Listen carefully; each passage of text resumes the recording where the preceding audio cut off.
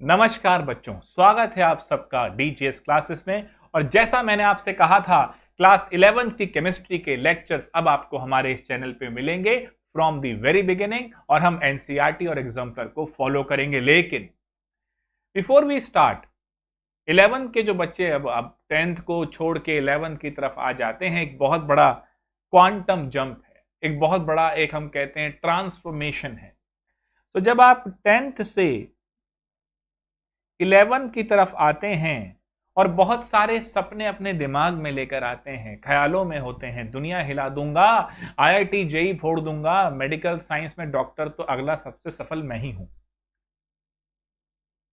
बेटा, किसी चीज को पाने की ख्वाहिश रखना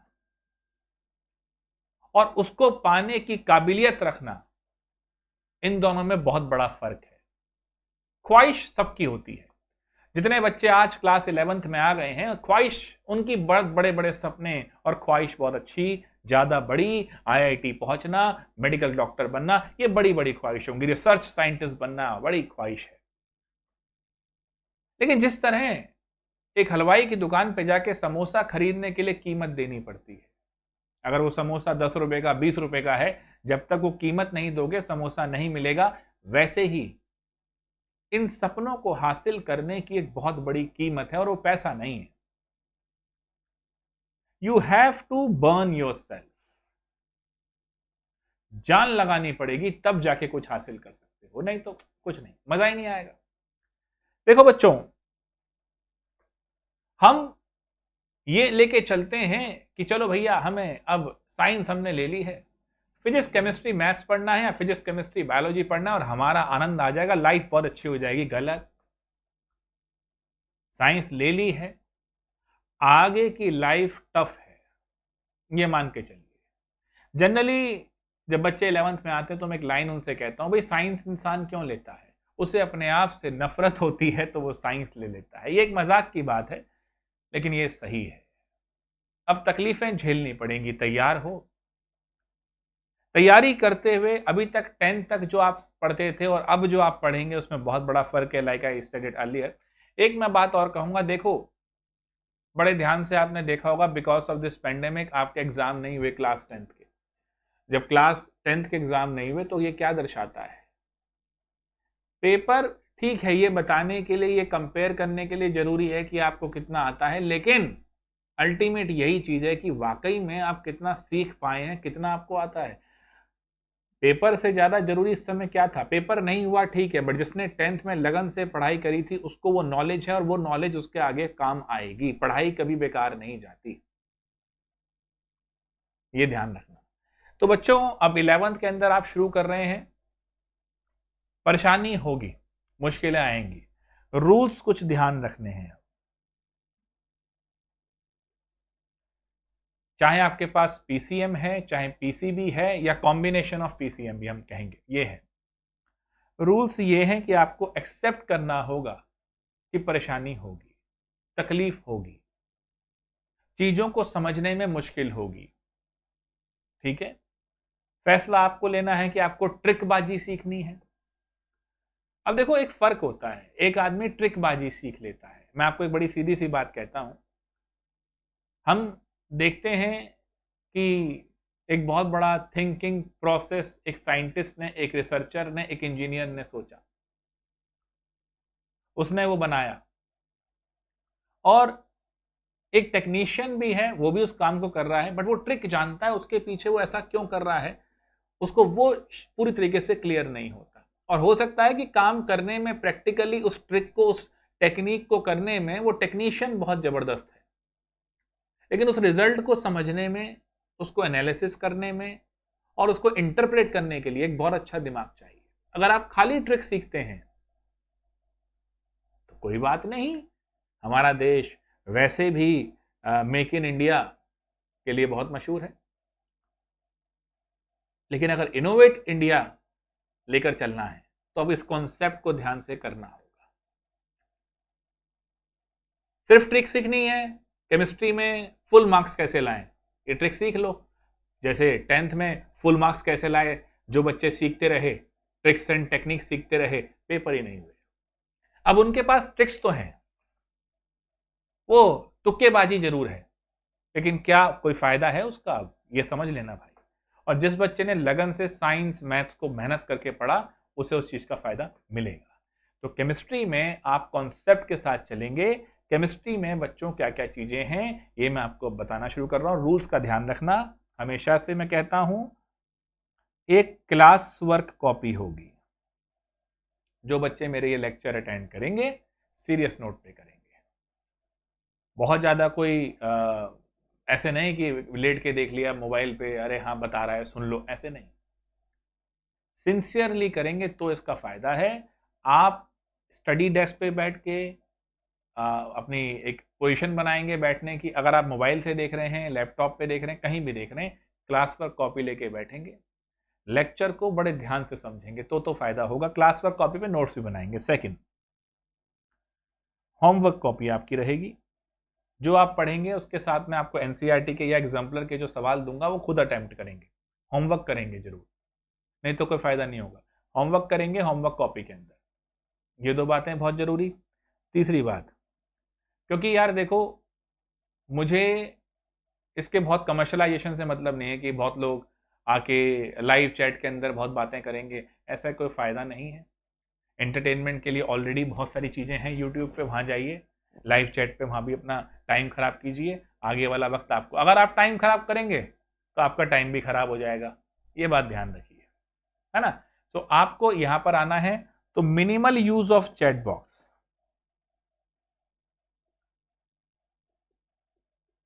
और खास तौर पे एक चीज ध्यान रखिए, मिनिमल यूज का मतलब क्या है भाई। वैसे तो मेरे मैक्सिमम ये वीडियो रिकॉर्डेड होंगे, प्रीमियर होंगे, मैं चैट बॉक्स को देखने जरूर आऊंगा बीच में टाइम मिलने में। तो इंपॉर्टेंट, उस लेक्चर से संबंधित आप कोई चीज करना चाहते हैं वो आप लिखिए। गुड इवनिंग, गुड आफ्टरनून मैं बिल्कुल एक्सेप्ट कर लूंगा, जो बच्चे अटेंड कर रहे हैं मैं उनका गुड इवनिंग मान लिया, कोई इशू नहीं है, बट पढ़ाई पे फोकस। पढ़ते हुए फालतू की बातों पे ध्यान नहीं कि वो टॉपिक कैसे होगा, उसको कैसे करूंगा, इसके लिए कुछ कर दो, उसके लिए कुछ कर ना, बिल्कुल लेक्चर पे ध्यान दो तो बेनिफिट होगा। Minimal use of chat box, पढ़ाई बिल्कुल फोकस करके करो। फोर्थ पॉइंट, ऐसे लेके चलना है कि भैया ये जो शख्स सामने बैठ के बता रहा है ये बिल्कुल साथ ही बैठा है और वैसे ही बता रहा है, और एक प्रेशर जरूर मेंटेन रख के चलना है।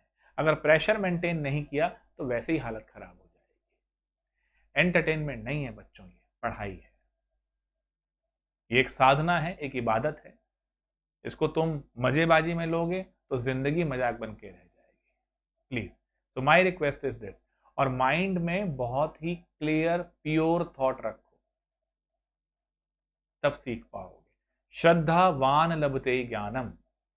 आपके अंदर श्रद्धा है, आपके अंदर डेडिकेशन है, आपके अंदर एक चीज को लेके हम कह सकते हैं रिस्पेक्ट है, तभी आप सीख पाओगे। क्लियर है। अगर आप सब्जेक्ट की रिस्पेक्ट करोगे, सब्जेक्ट आपके करियर की और आपके फ्यूचर की रिस्पेक्ट करेगा। आप इसे डिसरिस्पेक्ट शो करोगे, ये आपको बहुत ज़्यादा डिसरिस्पेक्ट करेगा। पढ़ाई की रिस्पेक्ट करोगे, पढ़ाई तुम्हारी रिस्पेक्ट को इतना बढ़ा देगी समाज में कि तुम्हें बहुत अच्छा लगेगा। With this note, let's start with our first topic, some basic concepts of chemistry.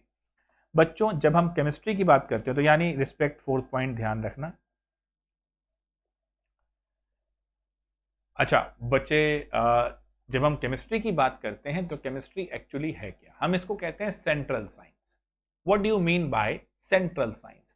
ये बच्चे फिजिक्स और बायोलॉजी को भी कनेक्ट करता है, और बहुत मजेदार तरीके से कनेक्ट करता है, ये भी बड़ा ध्यान रख के चलना।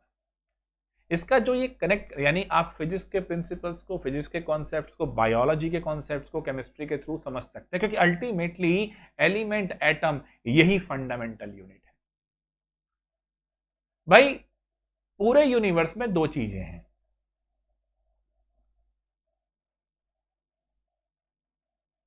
मैटर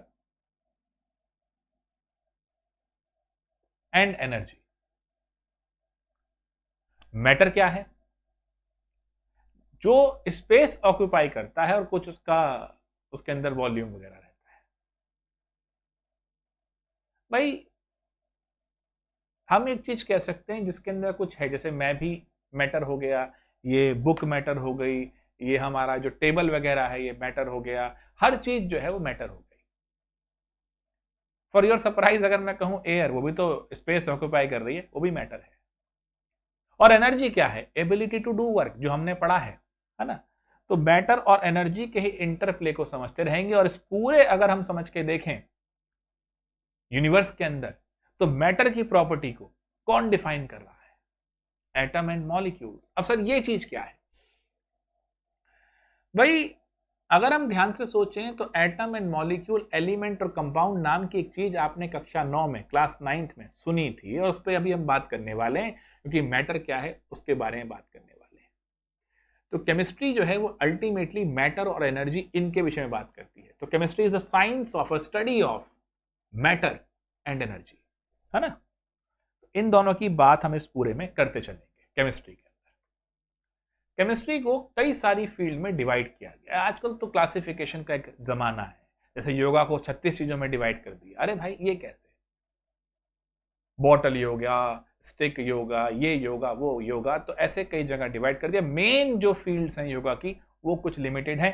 वैसे ही केमिस्ट्री की अगर बात करूं तो जो मेजर मेजर आपकी फील्ड रहती हैं इसमें,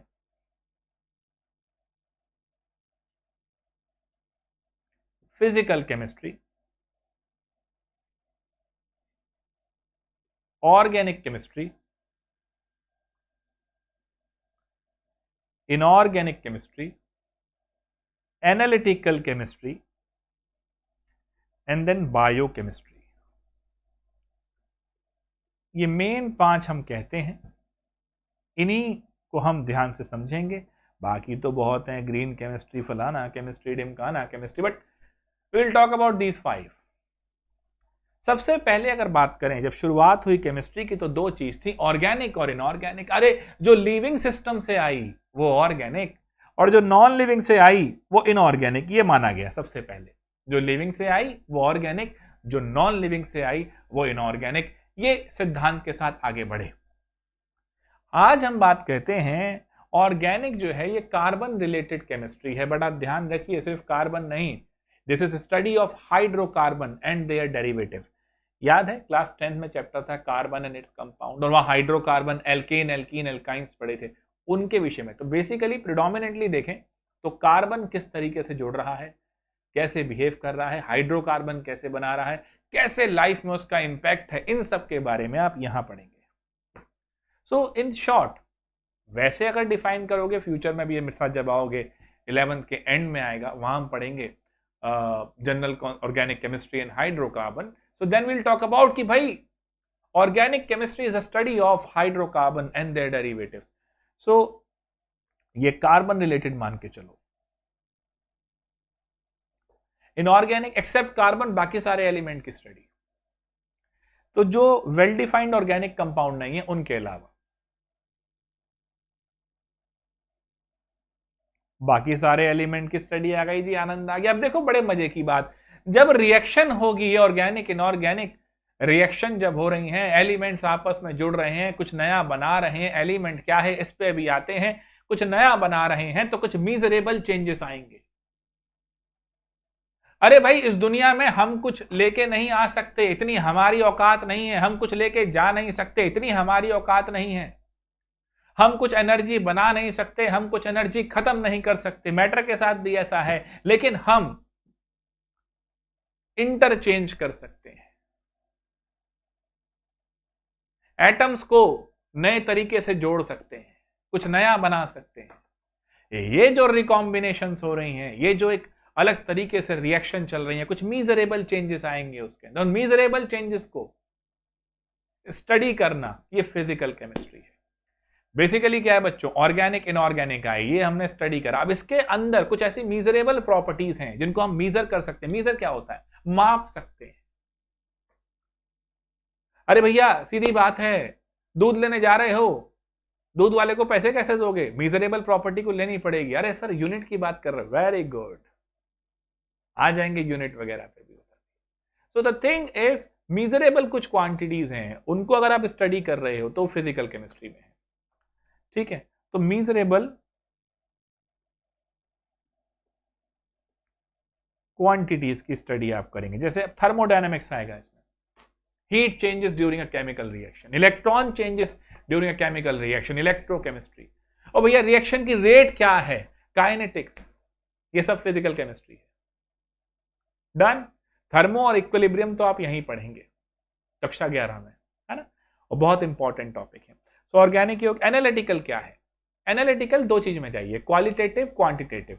देखो एनालिसिस कर रहे हो, एनालिसिस का मतलब क्या हुआ? जैसे अब मैं आपके सामने ही बैठा हूं और केमिस्ट्री की परतें खोलता चला जाऊंगा, ध्यान से आपको कंसेप्चुअली स्ट्रॉन्ग करता जाऊंगा, तो इसका मतलब क्या है? मैं आपको ये बता रहा हूं कि भाई अगर मान लो कोई चीज आप देख रहे हैं तो उसका एनालिसिस कर रहे हैं, तो सबसे पहले ये क्या है और कितना है। जैसे केमिस्ट्री में कितना न्यूमेरिकल पार्ट है, कितना सोचने का पार्ट है, कितना याद करने की जरूरत पड़ सकती है, कितना अंडरस्टैंडिंग हम उसमें लगा सकते हैं, ये सब एनालिसिस हुआ। सब्जी आपने खाई, कितनी इसमें मिर्च थी, कितना इसमें मसाला था, कितना इसमें तेल था, या कितना घी इसमें डाला था, ये सब चीज जब आप देख रहे हो तो आप एनालिसिस कर रहे हो। यस और नो। आज जब हम कोविड की बात करते हैं, ऐसे लोग वैक्सीन के बाद परेशान हुए, इतने लोगों को ये हो गया, डेटा आते हैं, उन डेटा की प्रॉपर स्टडी अगर आप करेंगे तो आप एनालिसिस कर पाएंगे, और उस बेटर एनालिसिस से we can find out the solution of these problems. तो ये एनालिटिकल केमिस्ट्री है। क्वालिटेटिव क्या हुआ कि ये क्या है, और क्वांटिटेटिव क्या हुआ कि ये कितना है ना। क्वालिटेटिव क्या है, क्वांटिटेटिव कितना है, and biochemistry, how these chemicals, how these interaction can affect the biology of life। हम बोले ना biology is what, life science. किस तरीके से, अब मैं बोल रहा हूं, so many reactions are actually occurring inside my body. आप सुन रहे हैं, आपकी आंखें देख रही हैं, आपके कान सुन रहे हैं, बहुत सारी रिएक्शंस हो रही हैं। ऐसे ही नहीं हो जा रहा। तो चलिए अब मैटर के विषय में आगे बढ़ते हैं। मैटर क्या है?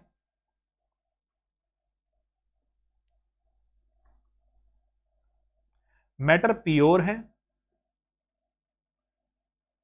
या नहीं है? प्योर नहीं है।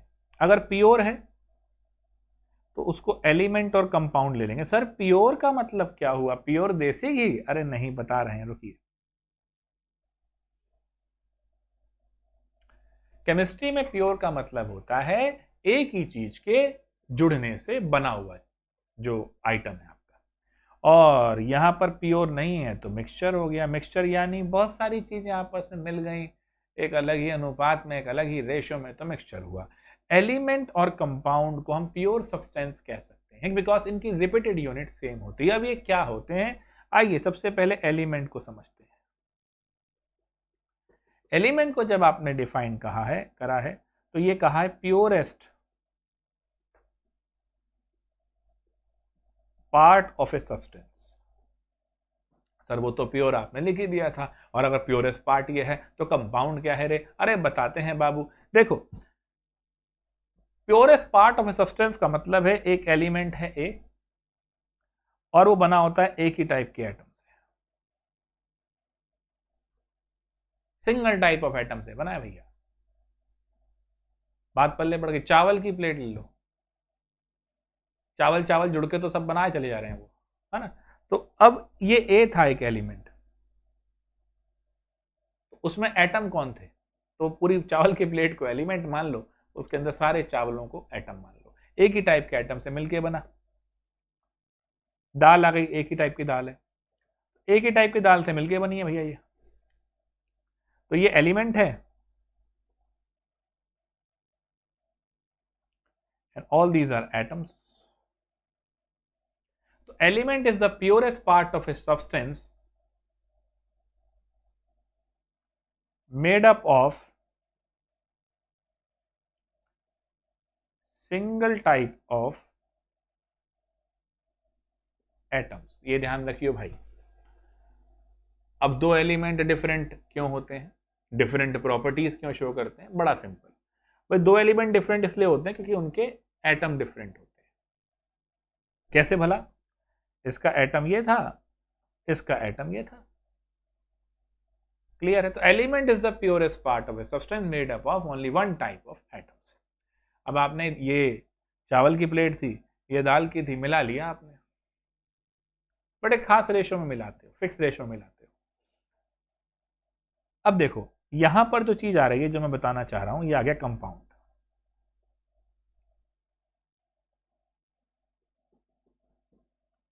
तो ये क्या होगा बेटा, आपने दाल चावल मिलाए हैं तो कंबाइन किया है, तो कॉम्बिनेशन ऑफ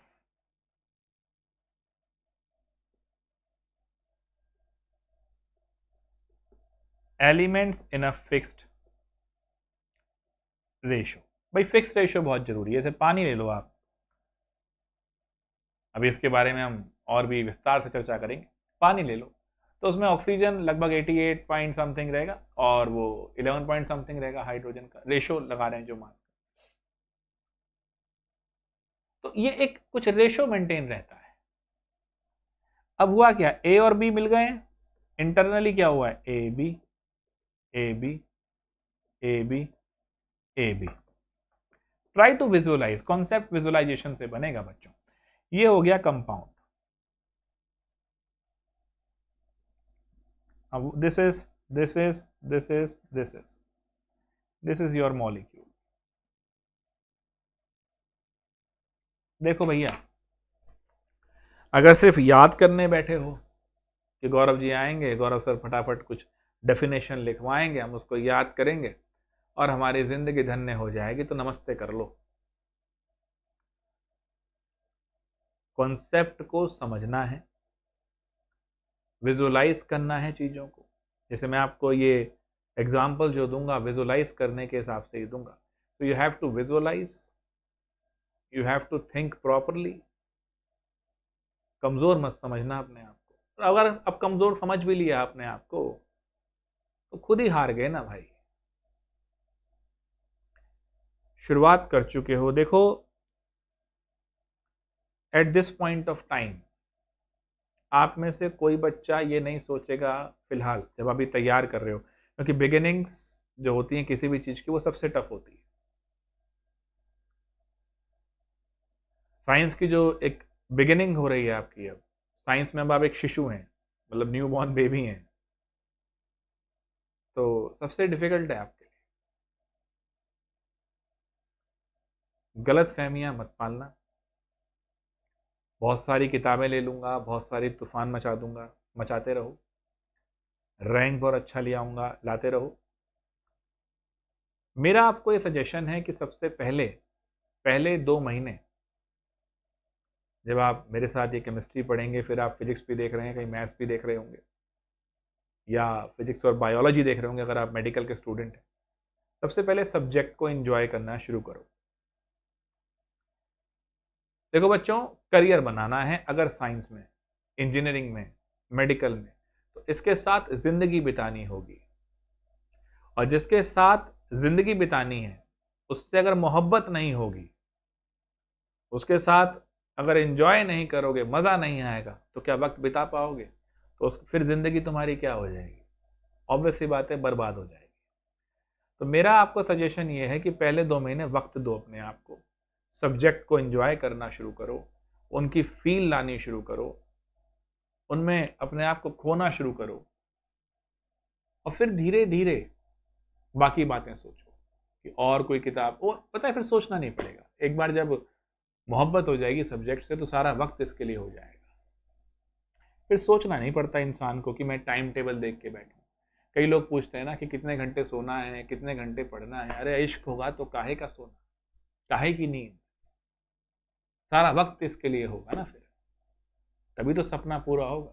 नहीं तो सपना तो सपना है। और मैंने जो पहले कहा था, किसी चीज़ की ख्वाहिश करना और उसकी काबिलियत होना, इन दोनों में फ़र्क है।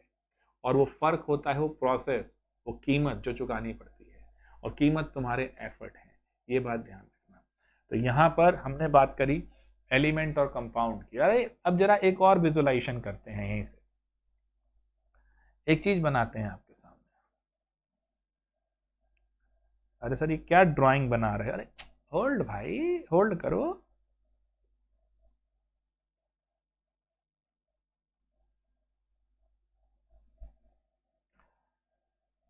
बड़ा ही खूबसूरत सा एक हम आपको एक चित्र दे रहे हैं।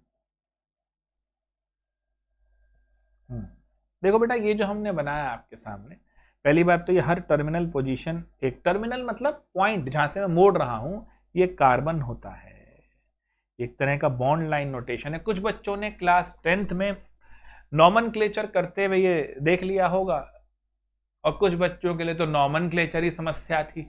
कोई बात नहीं, इसी चैनल पे नॉमनक्लेचर के वीडियोस अवेलेबल हैं, नहीं देखे तो देख लो, और नहीं तो फिर आएगा ऑर्गेनिक केमिस्ट्री, तब मैं बताऊंगा ही। ये जो मैंने आपके सामने बताया है, ये पता है क्या चीज है? इसको लेके बड़ा हल्ला मचा हुआ आजकल। मेरे भाई, ये है विटामिन सी। ओहो, अब ये एक कंपाउंड है जी। सर कंपाउंड कैसे? देख रहे हो ना, एलिमेंट जुड़े हुए हैं, ऑक्सीजन है, हाइड्रोजन है, कार्बन है, जुड़े हैं, फिक्स प्रपोर्शन में जुड़े हुए हैं, और यही जुड़ता जाएगा, चेन बनता चला जाएगा, तो यही यूनिट अपने आप को रिपीट करेगी। तो बेसिकली एक मॉलिक्यूल है। क्या है ये? एक मॉलिक्यूल जो अपने आप को रिपीट करेगा और क्या बनाएगा? कंपाउंड। लेकिन अब बड़ी मजेदार बात है, एक वो दवाई आजकल बहुत हल्ला मच रहा है, उसका चल रही है जिंकोविट। कोविड के टाइम पे मल्टी विटामिन दिया जा रहा है, तो उसमें जिंक का भी हल्ला है, और विटामिन सी तो है ही भैया। लिमसी खाओ, vitamin C blood white blood cells के लिए अच्छे हैं, और ये इम्यूनिटी के लिए अच्छा है। ये चल रहा है। ये देखो, ये केमिस्ट्री है, किस तरीके से ये अब बॉडी में रिएक्ट करेगा, किस तरीके से आपकी वाइट ब्लड सेल्स को हेल्प करेगा। ये देखो मजे की बात, ये कंपाउंड है ना, और ये एलिमेंट है। अगर मैं इसको हीट करूंगा, किसको भला? कंपाउंड को, तो इसका स्ट्रक्चर, ये रेडिकल बन जाएंगे। रेडिकल क्या होते हैं वो भी हायर मालूम पड़ेगा, तो ये डिस्टर्ब हो जाएगा जी स्ट्रक्चर। ओहो, तो कंपाउंड की प्रॉपर्टीज, अरे सर प्रॉपर्टीज, आ रहा हूं, इसी के बाद आ रहा हूं। देखो लिंक होना शुरू होगा, तो विटामिन सी का स्ट्रक्चर डिस्टर्ब होने लगेगा तो बड़ी दिक्कत आएगी। एलिमेंट को फर्क नहीं पड़ता, एलिमेंट बहुत सारे आपकी बॉडी में आते हैं। आयरन हो गया, सोडियम हो गया, क्लोरीन हो गया, जिंक मैंने लिख दिया, मैंगनीज है, ठीक है, और फॉस्फोरस है। वो 20 के आसपास आपके पास ये एलिमेंट हैं, जिन्हों मैं ट्रेस एलिमेंट कहूंगा बायोमोलिक्यूल क्लास 12th में। सो अगर हीट कर रहे हैं, एलिमेंट जो है वो लगभग वैसा ही है, वो अपने आप को ज़्यादा नहीं चेंज कर रहा। कंपाउंड की प्रॉपर्टीज में चेंज आ जाएगी। तो कुकिंग इंस्ट्रक्शंस जो होती थी ना, जो हमारे एशियन टाइम से चलती आ रही थी, वो ये थी, किस तरीके से फूड बनेगा ताकि ये सब चीज़ें मेंटेन रहें, and so on. Well, so this is a clear cut idea कि कंपाउंड और एलिमेंट किस तरह काम करते हैं। तो विटामिन एक्चुअली एक ग्रुप, अगर हम बात करें, ग्रुप ऑफ एटम्स हैं जो मॉलिक्यूल और फिर कंपाउंड की फॉर्म में आते हैं, वाइल मिनरल्स जो हैं, ऑल दीज आर मिनरल्स, वो एलिमेंटल फॉर्म में आते हैं। तो गाइस, ये एलिमेंट और कंपाउंड का एक हमारा आइडिया रहा। एटम्स अपने आप को किस तरह जोड़ते हैं, किस तरह की एक दास्तान लिखी जाती है, इसके बारे में भी हम बात करेंगे। मिक्सचर्स क्या होते हैं, ये आप बेसिकली देखो, प्योर क्यों कहा था मैंने? सेम एटम रिपीट करके एलिमेंट बना रहा है, सेम मॉलिक्यूल रिपीट करके कंपाउंड बना रहा है, लेकिन ये जो मिनिमम यूनिट है ये कांस्टेंट है। मिक्सचर में ऐसा नहीं होता। So many different element and compound are combined together in any ratio, but mixture में एक चीज है, मैंने क्या बोला? When element and compound combine in any ratio, they will form a mixture. But अगर वो यूनिफॉर्म है तो उसे कहते हैं होमोजीनियस।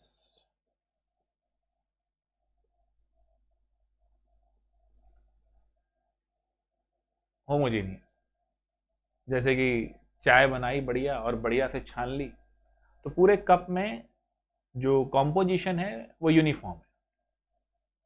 और शिकंजी बनाई है भाई साहब, आनंददायक, गर्मी का मौसम है, और नीचे भैया चीनी तैर रही है, बीच में कुछ छिलके हैं, नींबू के बीज भी हैं, बढ़िया से छाना वाना नहीं है, तो थ्रू आउट जो कॉम्पोजिशन है वो वेरिएबल है। वेरिएबल है, तो अगर इसको देख लो, कॉम्पोजिशन अगर यूनिफॉर्म है तो होमोजीनियस, और वेरिएबल है तो हेट्रोजीनियस। गिव मी सम मोर एग्जांपल। तुम्हारा होमवर्क रहेगा कि वीडियो देखने के बाद, कंप्लीट लेक्चर के बाद, कमेंट सेक्शन में इनके और एग्जाम्पल दो, so that we will find out कि तुमने कुछ देखा है। तो मेरे बच्चों, ये रहा एलिमेंट, कंपाउंड और मिक्सचर, मैटर से रिलेटेड बात रही। केमिस्ट्री के बारे में क्या है ये बात रही। अब हम थोड़ा एनसीईआरटी की तरफ भी देखते हैं।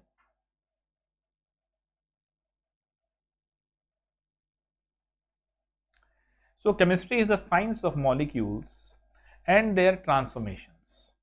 It is the science not so much of the 100 element, but the infinite variety of molecule that may be built from them. ये जो अर्थ है ना, 100 के आसपास हम एलिमेंट देख पाए, बट 100 एलिमेंट की बात नहीं है, उनके कॉम्बिनेशन की बात है। जो डिफरेंट मॉलिक्यूल में, मैंने क्या बोला था, देखो ध्यान से, these are atoms. Combination of element in a fixed ratio is your compound, and combination of atom in a fixed ratio will be your molecule. And the combination of atoms which results in a number of molecule, ये है, ये सारी दुनिया का खेल, life का खेल। आपकी बॉडी में, ब्रेन की अगर बात करूं तो 100 बिलियन से ज्यादा न्यूरॉन्स हैं, और every neuron is capable of doing a lot of different things. हम सुपर कंप्यूटर से कंपेयर कर सकते हैं उसको, बट सिर्फ 100 बिलियन न्यूरॉन्स की बात नहीं है, इट्स अबाउट देयर कनेक्शंस, जो फिर इनफाइनाइट हो जाते हैं। So there infinite possibilities, one person can think a lot, can work a lot, can give anything, but focus is the best super power. Focus होना जरूरी है। तो यहां पर हम देखें तो ये लिखा गया है, मिस्टर हॉफमैन ने यही बताया कि it's not only about the 100 elements, it's about their combinations. Fine. So now this is development of chemistry. ये सब आप पढ़ सकते हो, इसमें मैं नहीं जाऊंगा। पेंटिंग्स क्या थी, ये सब क्या था, ये आप देख सकते हो। तो you have to read, you have to learn about atom and molecule importance. Chemistry is really very important. Okay, दवाइयाँ बन रही हैं, जैसे ये लिखा है ना AZT, ठीक है, ज़ूरोविडीन जो आती हैं सारी, सिस्प्लेटिन कैंसर के लिए ड्रग है, ठीक है, ये एड्स पेशेंट के लिए, HIV के लिए। आप देख रहे हैं, अभी मैंने विटामिन C और जिंक की बात करी, जिंक कोविड के लिए। मैटर की बात करी, states of matter, solid, liquid, gas, and these are mixture, these are pure substances, elements and compound. Solid, liquid, gas की जब बात करते हो तो ये बहुत इजी सी बात है, पार्टिकल्स बहुत क्लोज होते हैं वो सॉलिड में। अभी रिसेंटली मैंने क्लास 12 के लिए द सॉलिड स्टेट नाम का लेक्चर डाला है, उसमें मैंने इसको फिर से समझाया है, स्टेट्स ऑफ मैटर। एक बार वहां से पहले 10 मिनट का वीडियो देख लेना, you will get it, repeat करने का फायदा नहीं है। तो look at this is water molecule, this is carbon dioxide molecule. Now let's talk about physical and chemical properties and how we can differentiate between these to.